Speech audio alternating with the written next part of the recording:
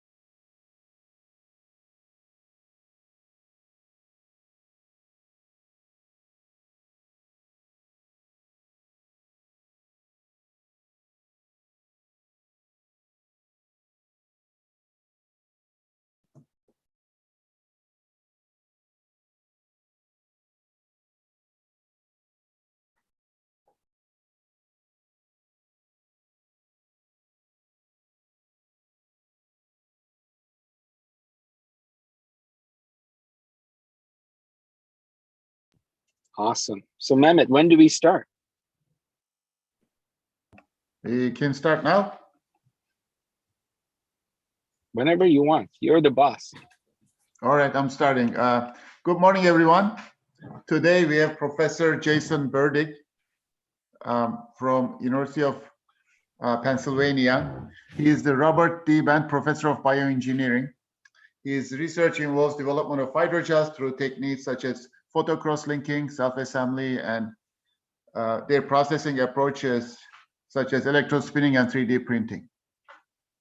He has over 365 peer-reviewed papers. He's on the editorial boards of many journals, including Journal of Biomedical Materials Research A, Biofabrication, Bioengineering, and Advanced Healthcare Materials. He's also associate editor for ACS, Biomaterial Science and Engineering. He's been awarded many awards, including a Packard Fellowship in Science and Engineering, an American Heart Association Established Investigator Award, Clemson Award for Basic Science through the Society of Biomaterials, Acta Biomaterialia Silver Medal Award. He's been elected as a Fellow of the American Institute for Medical and Biological Engineering, to the International College of Fellows of Biomaterials Science and Engineering, and is a Fellow of the National Academy of Inventors. He's founded several companies to translate technology developed from his lab for clinical applications. The floor is yours, Jason. Great. Thanks so much, Mehmet, for that nice introduction, and thanks to you and Ali and the rest of the Institute for this really nice invitation. It's my pleasure to be here. And I thank all of the attendees for joining today. Hopefully soon we'll be at in-person conferences and things, but it's great to be able to disseminate virtually some of our work. So as Mehmet described, we're a biomaterials group. And today I thought I'd give some examples of one class of biomaterials. So these are shear-thinning hydrogels that we've been working on for probably around the last 8 or 9 years or so. And hopefully I'll show you today ways and reasons that we're interested in these materials, particularly for applications in biofabrication and therapeutic tissue repair. Just a quick introduction to the group. So primarily hydrogels are biomaterial of interest, although the lab does a little bit of work in biodegradable elastomers as well. But what you'll see in this presentation is that we synthesize new molecules. So I'll give you just a few examples of molecules. Primarily, these are biopolymers, such as this hyaluronic acid, which is shown here, which we modify to then assemble into hydrogels. And I'll give you just a few examples. And then ways that we process them would be techniques like 3D printing, shown here, ways to make fibrous materials through electrospinning, and then microfluidics to maybe generate droplets and form microgels or microscale hydrogels. We think about using these materials for a wide array of applications. More fundamentally, we think a lot about them as mimics for cell material interactions to understand cell microenvironments, particularly in the area of mechanobiology, so how cells sense and translate information about the mechanics of their surroundings. And these are just a few examples of cells crawling around these fibrous materials that deform as the cells pull and grab onto them. Also, cells embedded in 3D hydrogels, showing how things like degradation might influence how cells pull on these matrices and generate those tractions. And then recently, we've been very interested in cells that deposit this matrix that becomes their own matrix that becomes an interface between themselves and then these hydrogels. I'll just mention a little bit of this throughout the presentation today, but more I'll focus on things like translational applications and how we design materials for specific clinical needs. Our group over the last decade or so has focused mostly on cardiovascular applications. So I'll give you today examples of cardiac repair using injectable hydrogels or in vitro models of cardiac tissues. But we're also very interested in musculoskeletal applications, particularly the hyaline cartilage of the knee, as well as the fibrocartilage of the knee meniscus. And as Mehmet had said in the introduction, this has kind of spawned a number of startup companies to try to translate some of these technologies. So let's start with the general class of materials. So shear thinning and self-healing hydrogels. So there's many materials out there that fit this description, but really what this means is shown in this cartoon in the center, where we have a hydrogel that's formed already in this printer or this syringe, which exhibits a cross-linked network. When you apply mechanical force as you're extruding it, you can break bonds within that network. So this is the point we call it shear thinning, in which you see a translation from maybe a more elastic gel to one that flows. And then when it deposits, importantly, and not all materials have this feature, it can undergo a self-healing mechanism in which you reform those interactions to build back the material. So here's just one example of a hydrogel being injected into this vial of buffer. And what you see is up here, this is the hydrogel with a food color in it. It translates through that needle, and then it reassembles as it's being injected. So it doesn't just rapidly disperse into that liquid. And rheologically, we might characterize these with maybe a reduction in the viscosity as you increase the shear rate. Although I'll show you a few other examples of maybe how a material yields under these types of mechanical forces. And then with respect to self-healing, this is just a little video of the material. This is the same material with just two dyes. We can cut it, break some of those bonds, and then when we place this back together, new bonds will form across these materials, and you'll get that exhibit that healing nature that occurs through certain types of chemistry. And then rheologically, we see this. This is an example of just a time sweep going from low strains to high strains, and you see a material that's more of a solid and then one that's more of a liquid. And importantly, it goes back to that solid-like nature within seconds. It's quite rapidly self-healing. So these are generally the classes of materials and the properties that we're interested in. So if we move forward and think about the types of materials that can be used to assemble into these shear thinning and self-healing hydrogels, there's really a really diverse types of chemistries that can be used. So these are just a few examples of physical associations between polymer chains, things like metal ligand coordinations, electrostatic interactions, and our group works on these guest host complexations. It's just different ways that you can interact polymer chains together that exhibit these same types of properties that I've just talked about. These are typically fairly weak materials that undergo that rapid breaking and reforming of bonds. If you're interested in a material that's a little bit more solid, you might go to some dynamic covalent chemistry, so introducing covalent bonds, and certain classes, such as those shown here, like Schiff bases and disulfides, can undergo that shear thinning and self-healing properties. These are much more stable, and correspondingly, they usually heal at a much slower rate than some of these physical associations. So that might become then part of your design, is how fast does this heal? And then lastly, we've been really interested in particle-based materials in recent years. Great examples out there of things like clays and nanoparticles assembled through polymers. And then we mostly worked on microgels that act as solid materials on the macro scale through their interactions and the high density or packing of these materials. So I'll give you some examples of those towards the end of the presentation.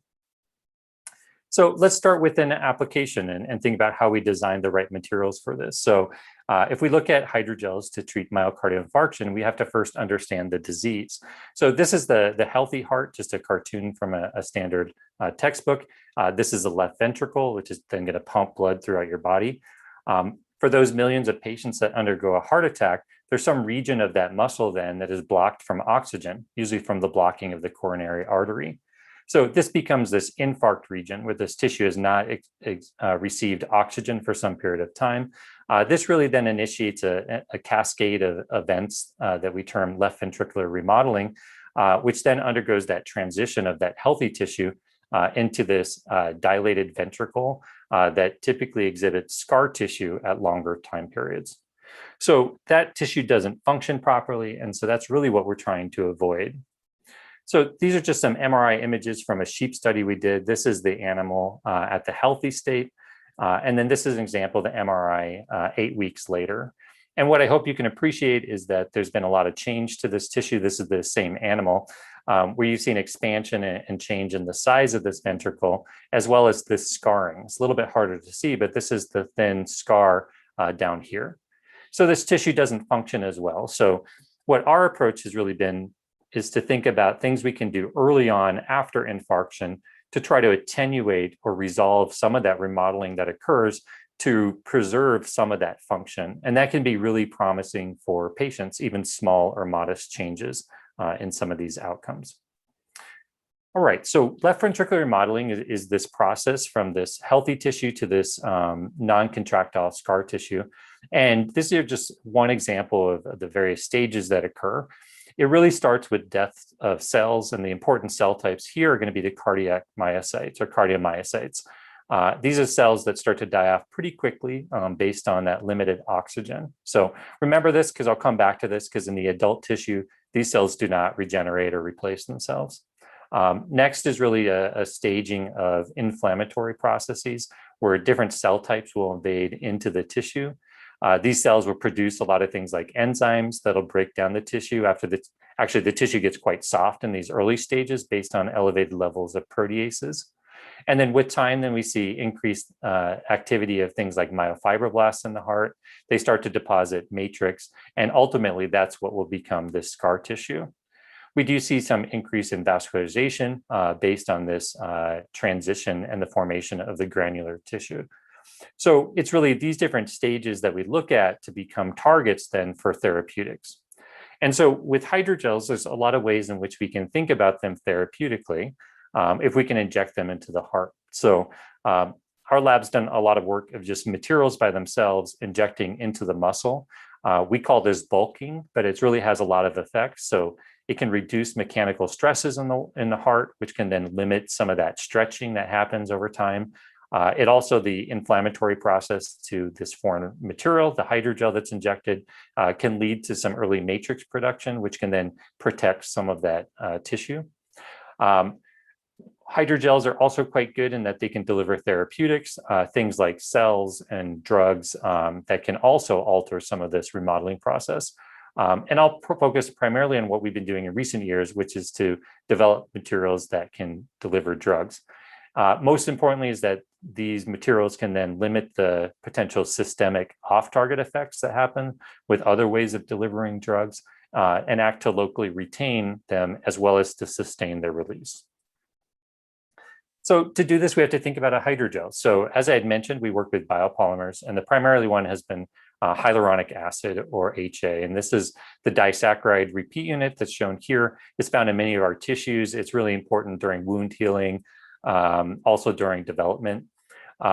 It's found already in a lot of commercial products. You've probably, if you've watched any TV, you'll see them talking about hyaluronic acid in a lot of beauty products. meant to increase hydration of these tissues.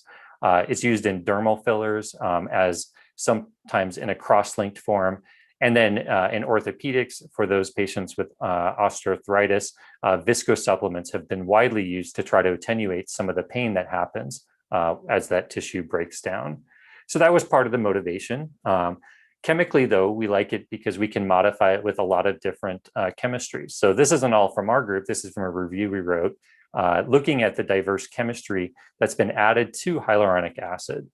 So the way this works is that you'll have some fraction of unmodified disaccharides as shown here, and then you might go in and modify, again, some fraction, maybe this is 10% of these repeat units with chemical modifications, primarily through this carboxylic acid or through this primary alcohol. So this is where a lot of the material design comes into play, where we can choose the right modifications, the levels of modifications in which to control how we link these chains together to form a hydrogel, and to control properties, things like mechanics, degradation, association of these molecules. So that's where I think the interesting or fun part of the design comes into place. So let me give one example of this. So I had a great PhD student, Chris Rodell, who graduated a few years back from the group. Chris is now an assistant professor at Drexel University, just across the road from Penn here in Philadelphia. When Chris and I started with this project, we started to think about physical associations between hyaluronic acid. I learned a little bit about this guest host chemistry when I was visiting Cambridge and talked a bit with Oren Sherman on some of his work in looking at these macrocycle molecules, as shown in a cartoon here in red, that act as host molecules for guests, which are shown here in blue, which when mixed together form associations. And so we call this a guest host complex. And it's really just through simple hydrophobicity and size that this association occurs. And the Sherman group had been working with these cucurbiturils, which are just one of the examples of macrocycles, but there's others available. We decided to focus on cyclodextrin, primarily through their long history of use to increase the solubility of drugs and their other applications in medicine. So cyclodextrins then need guest molecules, and there's a range of guest molecules out there that have different binding constants with the cyclodextrins. Chris's idea then was just really simple, and that we'd take a polymer like hyaluronic acid, and we'd make one batch where we'd modify it with the guest. We'd take another batch, modify it with this cyclodextrin, and due to that complex formation, we could then assemble this into a hydrogel, as shown here in this purple color. This worked quite well, and I won't go through all the work that Chris had done over the years, but this is the chemical structures of these repeat units. So some fraction modified with this adamantane or modified with this cyclodextrin, and then you mix them together to form a hydrogel. I think this video illustrates this quite well, that you have a solid hydrogel here in the syringe, but when you place some force on it as it's extruding, you can see that material flows, and that comes out as a very stable solid. And so these were the properties we were looking for some of these applications. And again, they're quite stable, even in aqueous environments as shown here. They can be injected through really small needles. It's almost hard to see that kind of filament of material coming out. This is important for injection into small tissues like the mouse heart. And then also they can go down long catheters. And so Chris did some nice work to illustrate proof of concept delivery of these hydrogels into a sheet model of myocardial infarction. So really kind of ticked off all of our design parameters we were interested in for a material in these applications. One of the challenges with these guest host materials, again, is that they're quite soft, and there's a lot of applications where you'd like to improve on some of the properties. So we've taken a few approaches that I thought I'd just quick mention on this slide. Chris looked at what we call dual cross-linking, where he took the hyaluronic acid, modified it with this guest host pair, but then he also would modify it, and this is the nice reason with hyaluronic acid, it's all its repeat units, with other pairs of molecules that would react. This is just a methacrylate shown here in this orange color, and then a thiol in this green color. So when mixed together, these will undergo then a Michael addition reaction over a period of hours. So Chris's idea is that he could mix these, he could form this nice injectable hydrogel, and then spontaneously this other chemical reaction would occur to stabilize this material. You can see that here, this is the standard guest host. We've injected it sub-Q. You can see it dissipates over about a month. With this dual cross-linking, though, that material is quite stable. And so Chris showed that this was important in some of the cardiac technologies that we were working with. Just as another approach, we've also used what we call interpenetrating networks or dual networks, which is just mixing together two different networks. So now, rather than in the same network with two different chemistries, these are independent polymer networks. And this is work by Claudia Lobel, a current postdoc in the group, who's on her way to Michigan in a few months for her own faculty position, where she took these guest host hydrogels that have these physical interactions and then mixed them together with a PEG fibrinogen and PEG diacrylate covalent gel. This was a collaboration with George Selektar at Technion University. And when you make these double networks of the right formulations, you form these really tough materials, which are great for a lot of applications. And I thought I'd just show this quick movie. On the left here is a pure covalent network. And then when we add in small amounts of this guest host material, you'll see that this changes the properties quite a bit. So one network, fairly brittle, but then these other networks now are quite extensible, even though there's a lot more material in them because we've added this second network. It's that coupling of the two different types of bond that leads to these types of properties. All right, so let's go back to the heart. So one of our targets in recent years has been to think about these cardiomyocytes that are lost after injury. And again, in the adult, we don't have the ability to replicate these cardiomyocytes to then repair this tissue. So we started talking to a collaborator here at Penn, Ed Morrissey. And when we were working on this or started to discuss it, they had just published a paper in Science Translational Medicine on identifying the right microRNA clusters, so this MIR302, that would alter the Hippo pathway. And by doing this, it would increase the YAP nuclear translocation in these cells that would uptake this microRNA, and this can lead then to cell proliferation. So they had done some great work, proof of concept of just injecting this daily intravenously into mice after myocardial infarction and shown a nice therapeutic effect. However, this has a lot of limitations in that the systemic delivery of these microRNAs, one, might lead to a lot of degradation of that microRNA when it's in the bloodstream, and two, might have off-target effects. So tissues that you don't want exposed or cells you don't want exposed to this microRNA might see it. So this is where the injectable hydrogel can play a nice role.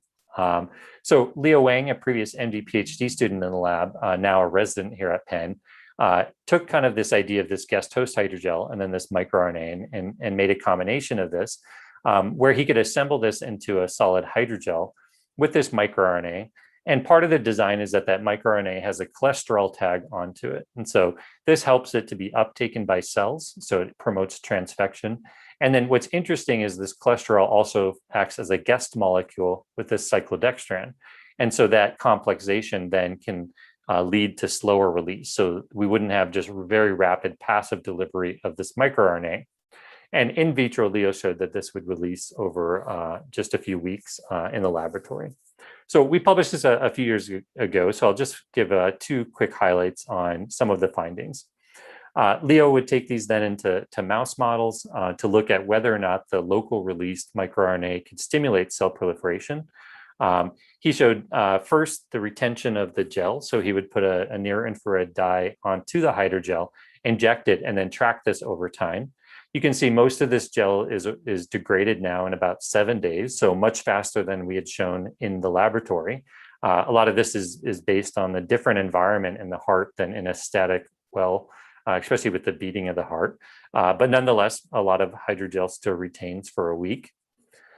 When he then looked at the tissue, we did this a number of different ways, and I just show here a few markers, this Ki67, this PH3, and this Aurora B markers, and looking at the top, a control microRNA, and the bottom, the therapeutic microRNA.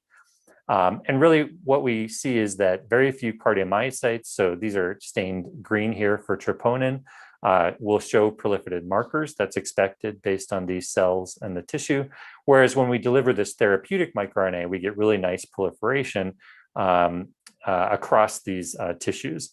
We also did some studies in these confetti mice to look at clonal populations of cardiomyocytes that are generated based on this microRNA. And then plenty of in vitro studies to show the stimulation of proliferation. What's important though is, does this lead to a therapeutic effect? So looking again at a mouse model and infarct through a ligation and then tracking the animal for about a month, we can look at a number of endpoints, things like the volume changes in the heart, function like ejection fraction and fractional shortening. And these are just the controls. So healthy is shown here in blue, injecting just buffer, or the control microRNA shown here in black. And we see the heart expands as you would expect. So you see an increase in these volumes and then a reduction in the function. So ejection fraction and fractional shortening. What we're really excited to see is that with the therapeutic microRNA delivery via hydrogel shown here in red, we can attenuate some of this adverse response. So we don't see as much of an increase in the volume, and we don't see as much of a reduction in these functional metrics. So not perfect, not getting down to healthy animal controls, but improvements that could be very therapeutically beneficial. We've moved this on to large animal studies. So these are just a few quick examples in a pig model, again, showing that local delivery can increase cell proliferation. And we have ongoing studies right now to look at whether or not that then translates to therapeutic outcomes. And this is the basis for a startup company, Prolifigen, that's exploring this. So we were quite lucky to have found a formulation that had a therapeutic benefit, because there was a lot of choices we had to make about the gel design, the release profiles of the microRNA, as well as the amount of microRNA. So the question that kind of then was raised is whether or not we could develop in vitro models to screen through some of these parameters. So this is where we go to bioprinting. So this is just an example of traditional bioprinting where biomaterials are extruded as printed filaments onto a surface, maybe containing cells, and that these can be layered up into 3D structures. Actually, our first kind of interactions in bioprinting was a different concept that we call embedded printing.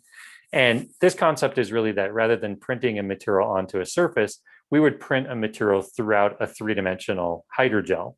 So really you could print pockets of material, multiple materials, and use that surrounding hydrogel then to receive that material and hold it in place. So when we were developing this, we were really inspired by the work of Jennifer Lewis's lab. They had done some studies looking at pluronics that could fracture. They could fill in with materials and then backfill in with more pluronic to stabilize those structures. And around the same time we were working on this, there was a number of other advances like Adam Feinberg's lab in the process that they call FRESH, so a particle-based gelatin support or suspension bath. And then Tommy Angelini's lab had done some nice work to print in these carbopol materials. So for us, though, our suspension bath became these same types of shear-thinning hydrogels. So this was work done by Chris Hiley, who's now assistant professor at the University of Virginia, and then Quyen Hun Song, who's now assistant professor at Incheon University. And very simple idea where we could take an ink shown here with a red food coloring in it and just print it throughout this other material. So these are the exact same types of materials that I'd shown previously to inject into the heart. So the bonds break in that material, so they shear thin as we pass that needle, and then they self-heal to then receive that ink and stabilize it. Did a lot of things over the years with these this approach, making multi-material constructs, printing vascular channels by printing a sacrificial material, cross-linking the outer gel, and then washing out that ink. And you can see here, this is Hun's work to show that we have perfusible vessels. And of course, groups associated with the Terasaki Institute, like the Katamaseni group, has done fantastic work with these types of vascular materials. But cardiac tissue is a little bit more complicated than cells, suspended throughout hydrogels. So we thought we'd take approaches related to high cell density components. And to do this, we moved to cell spheroids. And so a lot of groups have looked at high density cell culture through these spheroids. This again is from the Lewis lab, where they looked at embryonic bodies, organoids, and even cardiac spheroids. They would actually put a lot of these together and use them as a suspension bath to receive inks. For our applications, we wanted to make heterogeneous, so printing different types of cell spheroids. So we can look at other approaches out there like this Kenzen technique that these spheroids are printed onto needles. Or the Osvalat lab has done some nice work combining spheroids that are aspirated with different types of hydrogels as well. What we did, and this is work of Andy Daly, who just started his own lab at NUI Galway, Andy was thinking about using, again, the support gels shown in green here, and then using them to receive now cell spheroids that could be patterned. And I'll just show this video. So we just aspirate up a spheroid. We can then move it through our gel. So you can see the gel here that the spheroid is being pulled through. It breaks apart the gel due to the movement of that spheroid and the aspirator, but then you can drop it off wherever you want in any position within that gel, and then remove the vacuum to deposit that cell spheroid. So again, very simple idea. We like simple ideas, but now you can place these different spheroids of different compositions into whatever pattern you'd like. And this was published just this year. I'll just show a few examples, but we've tried to understand a lot about how the material deforms and then reheals as we move these spheroids throughout. Andy did some work to look at how varying the mechanical properties of the support hydrogel matters. So we looked at a few different concentrations. He looked at how the material is maintained in the right place where we've positioned it. So looking at the drift in both the Z and the XY directions, they're actually quite stable. You can't really pass, again, your printer head or another spheroid too close to it, but you can keep these very stable over long periods of time. You can print lots of spheroids together to build up 3D structures, or different types of spheroids to increase your complexity even further. And then important for our applications, we want these spheroids to then fuse together into microtissues that can become our cardiac tissue models. So Andy could print different cell spheroids, look at ways in which they fuse together. It's a very forgiving system. As long as you get pretty close, the cells will find each other to fuse. And this is just an example of a circle of about 8 different spheroids that over a few days starts to fuse together by that interaction at the spheroid contact points. And then here's one of multiple layers of these spheroids that have then been washed from that hydrogel. So for Andy's project, we want to go back to cardiac tissues and think about specific cardiac spheroids. And so we looked at the literature, great work by the Mummery group and many others to construct these cardiac spheroids from things like pluripotent stem cell derived cardiomyocytes, as well as cardiac fibroblasts. In some groups, they'll put in endothelial cells. We have not done that yet. And these really then form small models of cardiac tissue. So again, Andy was interested in heterogeneous structures. So looking at models of the healthy tissue, as well as those that exhibit an area of a fibrotic scar. And to do this, then he just constructed 2 different types of spheroids using different ratios of cardiomyocytes derived from induced pluripotent stem cells or cardiac fibroblasts. And so these are stained here for troponin and vimentin. And we call these a healthy spheroid and then a scarred spheroid. And the ratio of troponin positive or these cardiomyocytes changes quite drastically across these 2 types of spheroids. And we've done a lot to characterize these, and you see the function of the healthy ones is much greater in that you see higher levels of contraction. And then also, if you look at calcium signaling, this is the healthy spheroid. The scarred spheroid sees a reduced effect of that calcium. So it changes the function much like it would in cardiac tissue after an infarction. So next, then we put these 2 together. So we wanted to make rings of these tissues on the top of pure healthy spheroids, on the bottom of healthy spheroids. And then at one point, we just put in a scar spheroid to kind of disrupt the activity as you would see in a scar in vivo. So characterizing these, you can see then the red cells, again, are the troponin positive cells, the cardiomyocytes. The green ones are the fibroblasts. And so on the top, you see a nice ring of uniform compositions. There's still fibroblasts throughout. But on the bottom here, you can see where we placed that scar and allowed these to fuse. I think this is for 4 days or so. So there's integration between those spheroids, but now we can disrupt that with this scar model.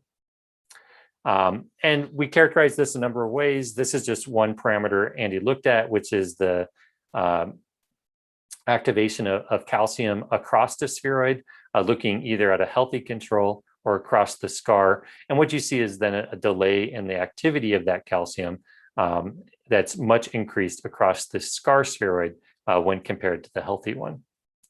And so this modeled some of the behaviors that we were interested in. And if you look in the scarred one and you compare the healthy regions to the scarred regions, you see a differential effect. Again, this is just one example of the calcium amplitude. And then you can put in multiple scars if you really want to disrupt then that signaling. So this became our model then of a myocardial infarction. Why do we want to use this? So let's go back to that microRNA that we had used to change the hippo pathway. So what we know is that things like the dosage and timing must be really controlled with this. So other groups have shown if you introduce signals such as this is a different microRNA, but they've transfected these cells with a virus then to express this microRNA. And what they saw is, again, looking at, here's just the ejection fraction, they see improvements in the behavior of these animals and their tissue, but after a couple of months, and you see that overexpression of that microRNA, trying to get these cells to keep proliferating, this is not something desirable, and you actually see a lot of death in these animals. So we know transient delivery, as we're presenting it in our approach, is really important then to maintain the safety of these tissues. Just starting with the scarred spheroids, so just looking at single spheroids and adding the microRNA, what we showed early on is that there is proliferation in these different spheroids, and that the addition of the microRNA for at least up to 4 days increases that proliferation. So we thought this was a positive thing therapeutically. When we looked at some of the contraction, we actually see some dysregulation if we provide this for too long, so up to that 7-day time point. So we chose then this 4-day time point to deliver it into this in vitro model. So back to this printed microtissue, Andy compared then these tissues with the scars in it, either with the microRNA or without the microRNA, and looked at one of these parameters again, this delay of activation across the scar. And what he observed then is that without the microRNA, this again is really disrupted, as I showed you a few slides back. But when he adds the microRNA into it, this then reduces that delay. So it's much closer to that of healthy tissue. And we think this is due to the proliferation of those cardiomyocytes throughout the scar. And you can observe some of this here histologically. And we quantified this through this EDU staining. Whereas in the untreated one, you still see the maintenance of this heavy scar in this model. So that's really where we're at with this. There's a lot that we can do to build from this into more complex scars. These spheroids don't have any sort of organization of the tissue. There's a random distribution of these cardiomyocytes. So we're excited to keep pursuing it for this application as well as others. All right, so let me spend the rest of my time talking about granular hydrogels. So moving from these molecular assemblies to more particle-based materials. And we'll see how far I get into a few of these examples. So we've been excited about these for a number of years, really due to the modularity of these granular hydrogels. So really all this are microgels that are packed together into dense configurations that act as a jammed material, which means they act as a bulk material based on the limited mobility of individual particles. So these aren't particle suspensions, these are particles that are packed together. This allows them to be injectable since you can disrupt those interactions under mechanical load. We can change things like the packing of the microgels. We can introduce different types of microgel. This is an area I'm really excited about to increase the complexity of these types of materials. And you can cross-link together the particles to change their mechanics. So this level of complexity and these number of parameters can be much harder in a uniform hydrogel. And so that's where I think granular hydrogels are exciting. So there's many techniques to fabricate microgels. Here, I'm going to show you some examples with a different modified hyaluronic acid. This one is modified with a norbornene group, shown here in green. This undergoes a covalent crosslink, a thiolene reaction. So in the presence of a thiol, a photoinitiator, and light. So this is quite different than these previous shear-thinning materials. Using microfluidics, we can make simple water and oil droplets that we can then expose to light either on chip or off chip to cross-link these particles. And this is just an example, and typically the ones we work with range from about 50 to 200 microns in diameter. I'd always like to point out that there are techniques now that have evolved that can really use high throughput generation of these particles. So here's an example of the production of droplets such as these that can increase to as fast as 1.5 liters per hour. And this is just an example of a parallel droplet generator. And so you can see all these particles being formed and collected within this single device. And so this is work by Daeyoon Lee and David Isidore here at Penn. And we're lucky to collaborate with them because they have technology. So we can make all these particles we're talking about on really rapid scale. So back to granular hydrogels. So this is some work by Chris Hiley, who I mentioned previously. So we take these microgels and they're in suspension as we collect them and wash them from the microfluidic devices. And then we can use a number of processes, simple centrifuging these particles to pack them together. Or a technique we like to use is passing them over a vacuum filter. And that really just removes the water then between the particles to jam them together. And then this is just an example of one of the materials that Chris had printed using these jam microgels. And you can see how tightly together these particles are now packed together. In these types of configurations, we get less than 5% open or porous structure to these materials. What's really nice about these, though, again, there's no yet covalent cross-linking between the particles, so these particles can slip under mechanical load. This leads to a macroscopic reduction in viscosity, as shown here rheologically, and also this yielding behavior as we increase the strain on these materials. And so that's what allows them to be shear thinning for these applications. We can look at just simple movies of these materials. Here's two examples of just showing how easy they are to manipulate. So again, there's very little solvent here between the particles. And so that's why they act like really solid materials. On the right is just a 3D printer, just doing a vertical print of a single filament.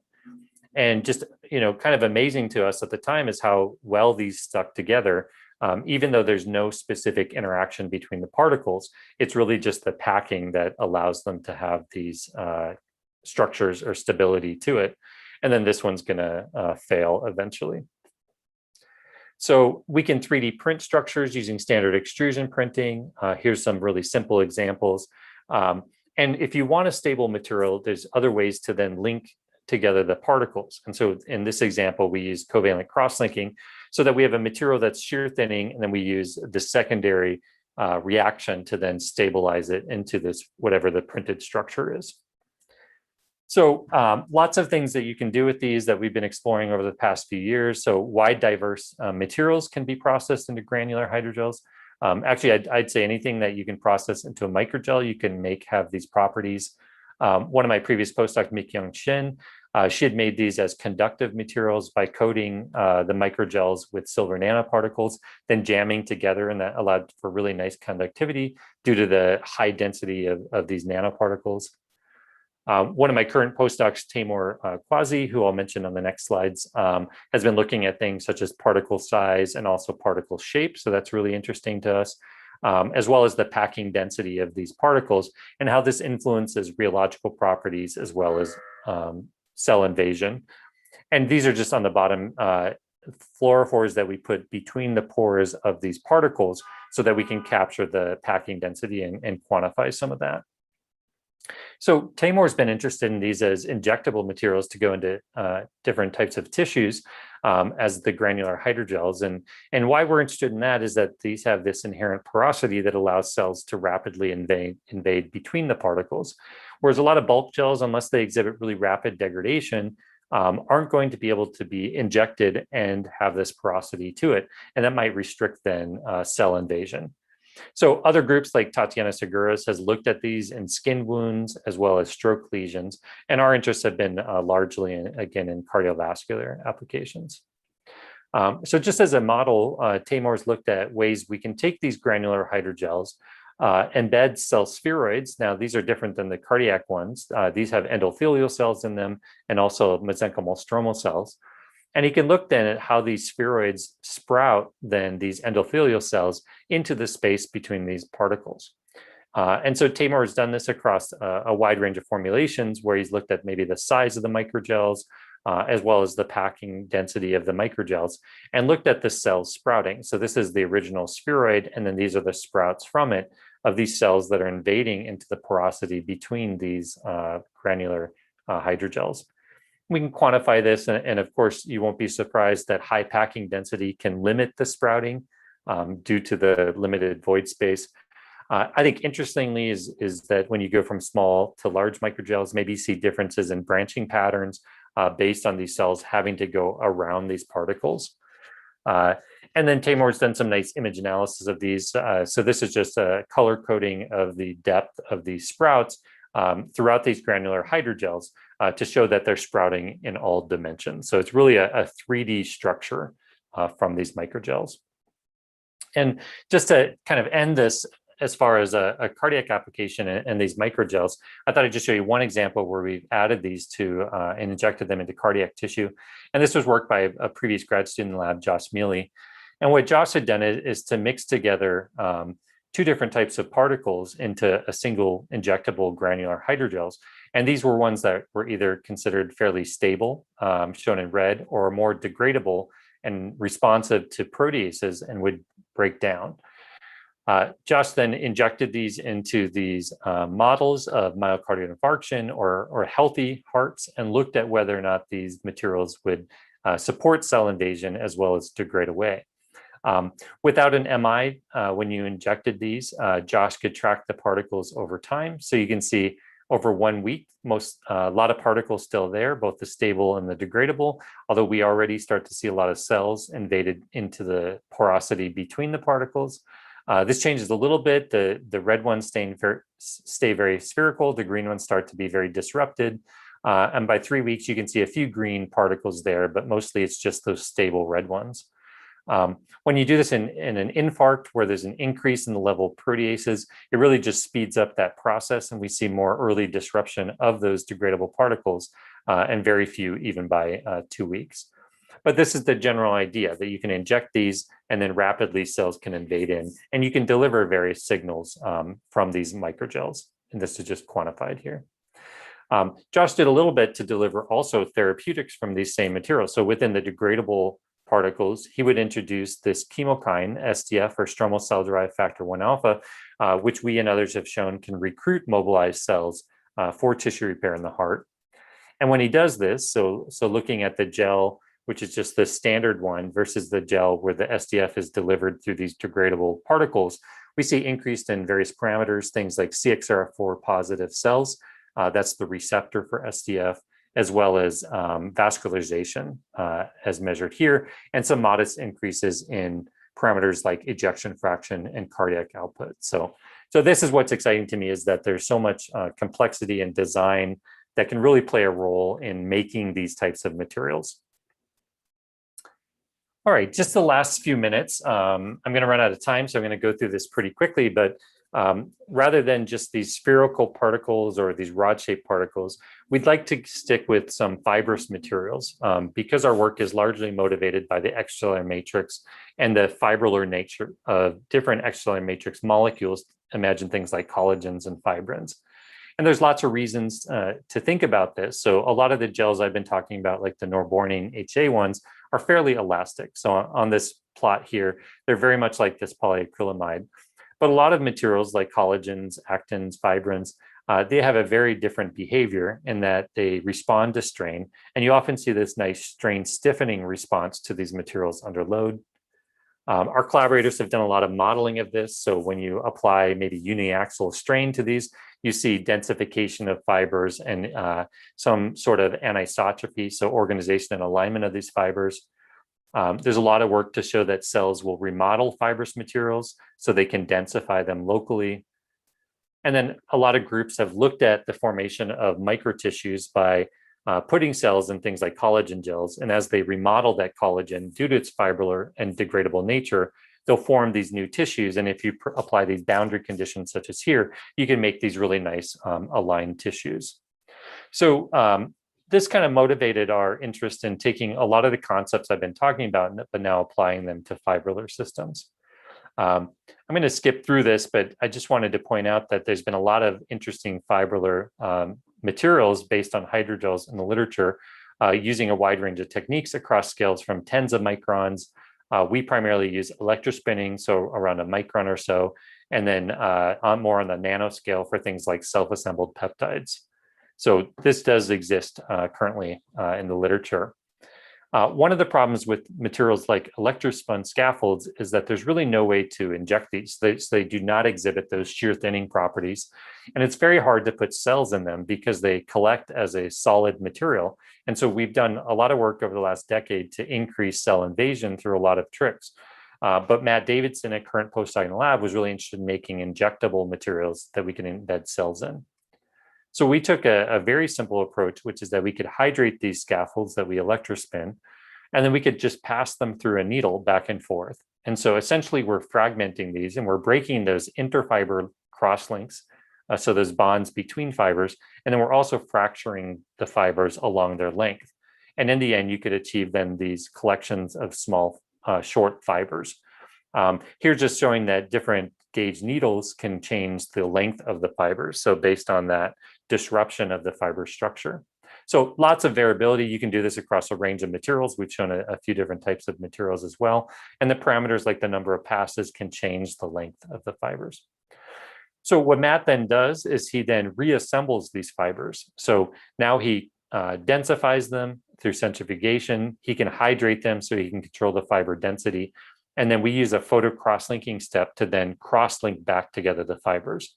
But during this process, you could put cells in this, you could process it through things like 3D printing, and then use that light to stabilize it. So here's a few examples of materials at different fiber densities that Matt has made. So really high densities shown here on the left to very low porous materials shown here on the right. These exhibit the shear thinning behavior before photo cross-linking. So just these assemblies. So it's a lot like our granular materials. So they can shear thin. If we expose them to light, you can see this increase in the storage modulus. So that will cross-link the fibers back together and stabilize them. But really interesting to us is that at low fiber densities, particularly, we see this response of these materials to strain, where you see this strain stiffening behavior. So there's very few materials that seem to have this type of behavior of strain stiffening to mimic that of the extracellular matrix. All right, I'll hurry through a few examples. I just want to show that they behave a lot like collagen gels in that at low fiber densities, they will contract. So even by 24 hours, you can see this is the material as fabricated. This is the material later on where it's contracted to about 30% of the original area. So pretty large increase or decreases in the overall volume of these materials, illustrating that contraction. When you look at the cells in these fiber assemblies over time, this is day 0. And then by day 3, what you see is really dense fibers around the cells. So they are pulling these fibers into themselves to then densify this material, much like they would something like collagen. And this has the behavior to not just shrink these materials, but to rapidly increase the density of cells based on that contraction, if you look at it based on the volume. So this was exciting to us. So we looked at a few ways to utilize this, just using simple molds of ring structures, these rectangular ones and triangular ones. You can see by day 1, these contract quite a bit from them after we just inject them into these molds, photo cross-link them, the cells contract them into different shapes. And then interestingly, based on, again, the boundary conditions, you can look at organization of the collagen. This is now collagen that they've deposited over 14 days. And so you can see organization and alignment in some of these structures. And then in these complex triangular ones, it really depends on where you're looking in this construct of whether or not that cell deposited matrix is being aligned. So you can make these same types of microtissues across various shapes based on these now kind of synthetic fibers. And then lastly, just my last example is back to bioprinting. Use this embedded printing approach where now our ink is just these fibers, cells, photo initiator. You can then print these into whatever pattern you want, expose them to light to form our constructs, and then watch them over time. And so what Matt had shown is that in these high fiber density, these ones, again, don't really contract. So you can form maybe this just filament here, but over time, it doesn't really change. But in something like this 20%, so this low density fiber one, these rapidly shrink over 24 hours based on that local cell contraction. This This is kind of interesting in bioprinting because it's another technique that you can imagine increasing the resolution of things that are printed by now, rather than trying to make really small printing structures, it's now letting the cells then contract them into, again, really high cell densities. Here's just an example where Matt printed 2 layers of these filaments next to each other. So a really low fiber density and a really high fiber density. And then over time, because they'll only contract the low fiber density one, you can see that that's then contracts on itself or curves up based on the contraction via cells in this 20% filament. And then just, simple things we can do because these are photocross linkable. You can do photo patterning here, just using a light from a digital light projector, a DLP printer, but just a single layer. This one's just a few hundred microns thick. We can apply light into different shapes, wash off the unreacted fibers. You're left with shapes like this star or this little person here. And then over time, those will shrink, again, based on that cell contraction. So this is really interesting because now we have these fiber materials that can be processed using a range of techniques that we've already been working with for shear thinning and self-healing materials to increase print resolution and to increase cell densities. All right, let me end there. And, hopefully I've given you just a few examples. Mostly I've talked about the first half in these molecular assemblies of polymer chains interacting through these non-covalent guest host complexes, which are really nice for both the injection into tissues for cardiac repair, for the delivery of microRNAs. I also show you some examples where they act as embedded media for the printing of spheroids into these structures. We made some nice scarred microtissues to evaluate microRNA therapeutics. I then moved into these granular hydrogels where they're particle-based systems, but they can flow and shear thin based on disruption of the interactions and the packing of these materials. You can really introduce lots of heterogeneity, different types of particles into this. And then I ended just with some quick, really new work in the lab, showing these fibrous assemblies now that are also shear thinning and self-healing that we can stabilize with light and do things like 3D printing with them. And I'll just end with acknowledgements. So I try to point out all the students who had worked on this, the students and postdocs over the years. And then also I want to mention collaborators, especially Pavan Atlery, who we had done all of the cardiac myocardial infarction work with. So we don't do that in our own lab. We collaborate with Pavan's lab and others like Rob Gorman, who are cardiac surgeons that are experts at these models. And then, of course, funding sources. So thank you very much for your attention, and I'm happy to answer some questions. Excellent talk, Jason. I appreciate it. Really excellent talk. So I'm going to read the questions. How much shear thinning is suitable for biomedical applications? Is there, for example, suitable hysteresis loop area range?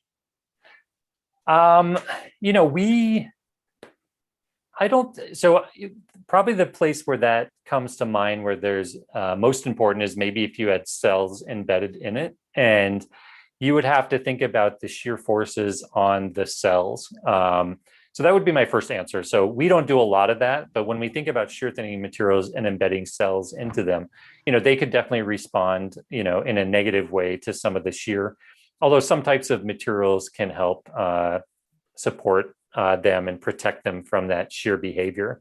I guess the other thing I would think about is, it depends on the class of materials.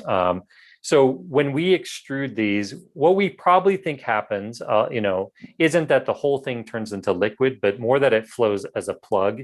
And there's just disruption that's occurring at the interface between the material and the needle or the surrounding chamber. And so, we apply a lot of shear on these. The rate, doesn't really matter. They always will recover if they have these properties, but likely that's because we're not really disrupting all of the materials as rheology would predict. So I hope that helps answer your question. But typically we're way beyond the yield point. So most of this material can be disrupted and then recover. Okay. Is there any adhesive attraction force between microgels? So it's a great question.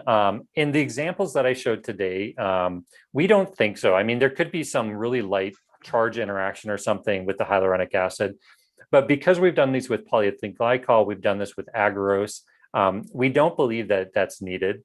However, one of my students, Victoria, now has a project where we're harnessing that. So if you see this image up here, she's making something similar where she has two different populations of particle that have moieties on them that when they're brought into contact will form a new chemical bond. So she's using that, imparting that types of interactions to then change things like the mechanical properties. But I think it's, if you look at the large body of literature on granular media, I think it's really about the high density nature of these particles. And you'll see even in like these examples here, some deformation of the particles. And I think that tells you how highly packed these are. So they're way beyond the jamming point. They're way beyond how hard spheres would be packed together. And I think that helps them to stay together. Nice. Excellent work for tissue repair. Any of these hydrogel-based systems will act as surgical glues as a replacement for cryoacrylates. In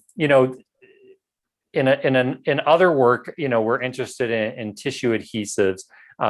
These ones, I think, the particle-based materials, I guess you could imagine that there might be, chemical groups like aldehydes or something on them that would react. But a lot of the mechanisms for tissue adhesion would be, penetration of molecules into the tissue.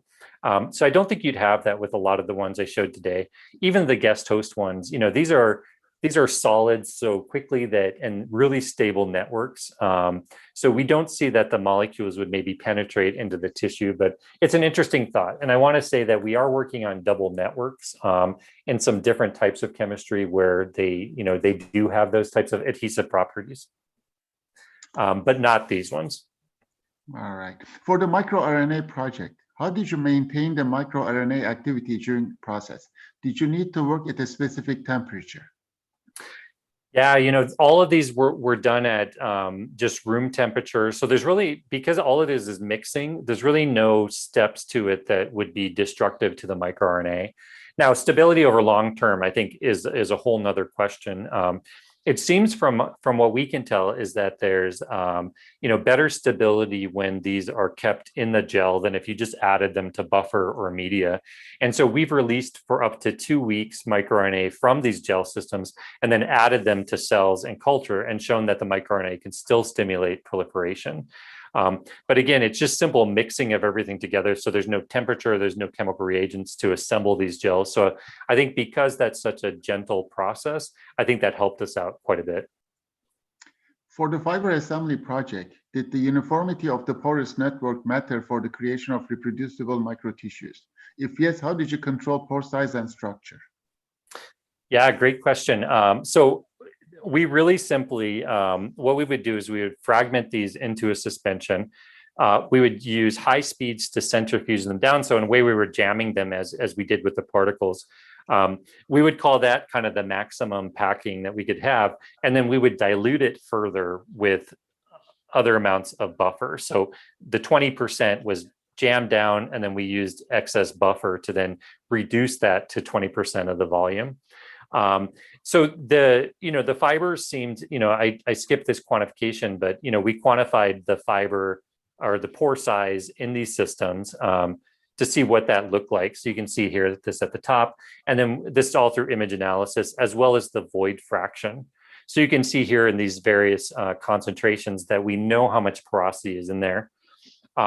This probably shows you on the left, the pore size. There's a wide range of distribution. So here, I think it's a little bit harder. It's a very irregular system to maintain really uniform porosity.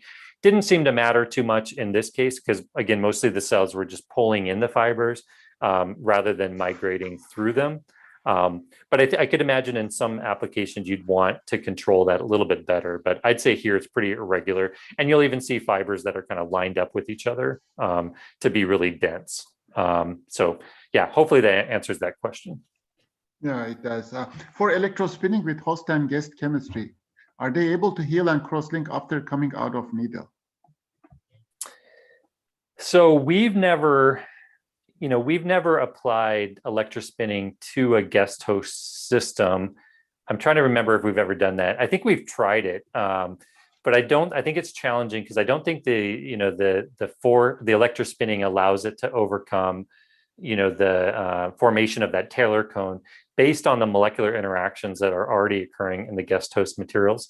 One of my previous postdocs, Stephen Cagliari, who's now at the University of Virginia, he's made fibers that have some with guest molecule on them, some with host molecule, and then they mix those together so that they have some interactions between those hydrogels. But I don't think we've ever done that with electrospun materials. We have tried a few that you'll kind of use a T-junction or something to mix things right before electrospinning, but never with guest hosts. I see. Have you made any anisotropic microgels? And if so, how did it influence the material properties of the granular hydrogels?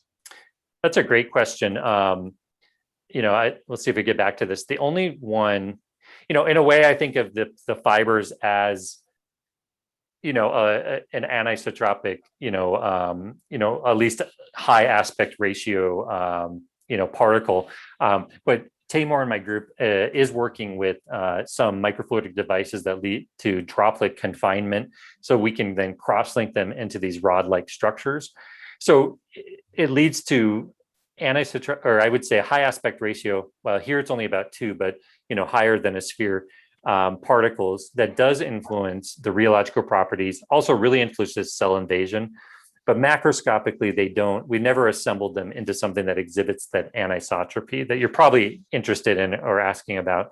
But just simply by having these particles of different shapes, it does influence a lot of interesting properties like cell invasion. So we're starting to model that as well through a number of different programs. To understand better why that is. So hopefully we'll be able to report on more of that soon. For the granular hydrogels, what is the effect of size dispersity range of particles? Yes, they mean if the particles are far apart, can you still package them? So,